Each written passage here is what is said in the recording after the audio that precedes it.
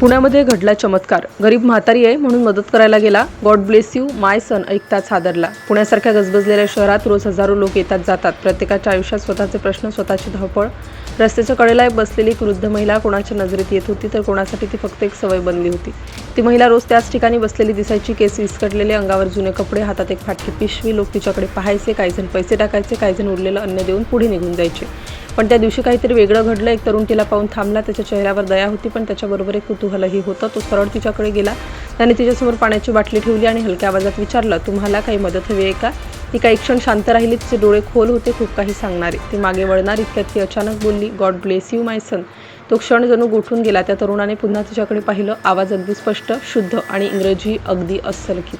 त्याच्या अंगावर काटा आला. ही महिला खरंच भिकारी आहे का? हा प्रश्न त्याच्या मनात घुंगावत राहिला. त्या दिवसानंतर तो रोज तिच्याकडे जाऊ लागला. कधी अन्न, कधी औषध, कधी फक्त बोलायला. पण प्रत्येक वेळी ती फार कमी बोलायची. तिचं मौन जास्त काही सांगत होतं.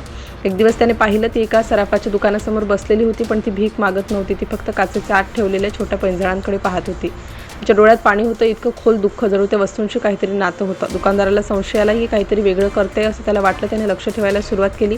काही वेळाने त्याने त्या तरुणाला बोलावलं. तुझी ओळखीची आहे काही असा प्रश्न विचारला. तो काही बोलू शकला नाही, कारण त्यालाही काही माहीत नव्हतं.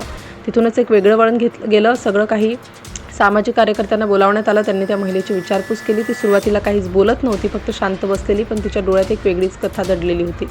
तिला आश्रमात नेण्यात आलं. तिथे तिची काळजी घेण्यात आली. हळूहळू ती थोडी सावरू लागली. एक दिवस तिने कागद आणि पेन मागितलं. सगळे आश्चर्यचकित झाले. ती काहीतरी काढू लागली. तिने एक छोटंसं चित्र काढलं, पाळणं आणि त्यात एक बाळ.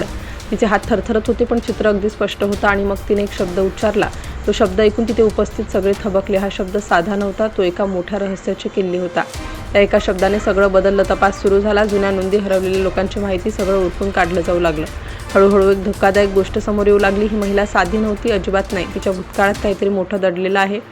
वर्षानुवर्ष हरवलेली एक व्यक्ती जिचा शोध थांबवण्यात आला, तीच ही महिला असण्याची शक्यता निर्माण झाली. तपास जसा पुढे होत गेला तसं सगळ्यांचंच डोकं फिरायला लागलं. ही कथा फक्त एका भिकारी महिलेची नव्हती, तर ती कुटुंबाची होती. एका तुटलेल्या आयुष्याची होती. 25 वर्षांपूर्वी घडलेली एक घटना, एक अचानक गायब झालेली स्त्री आणि मागे राहिलेलं एक कुटुंब. सगळं जुळायला लागलं होतं. त्या महिलेची खरी ओळख समोर येणार होती. आणि मग तो क्षण आला, ज्या क्षणाची कोणी कल्पनाही केली नव्हती. ती महिला म्हणजे सुशिक्षित, उच्च शिक्षण घेतलेली स्त्री होती, जी 25 वर्षांपूर्वी अचानक गायब झाली होती. एका मानसिक धक्क्यामुळे तिने स्वतःचं आयुष्य, कुटुंब सगळं मागे सोडलं होतं. वर्षानुवर्ष ती रस्त्यावर भटकत राहिली आणि कुणालाच तिचं खरं अस्तित्व कळलं नाही. आणि त्या दिवशी ती तिच्या कुटुंबासमोर उभी होती, 25 वर्षांनी.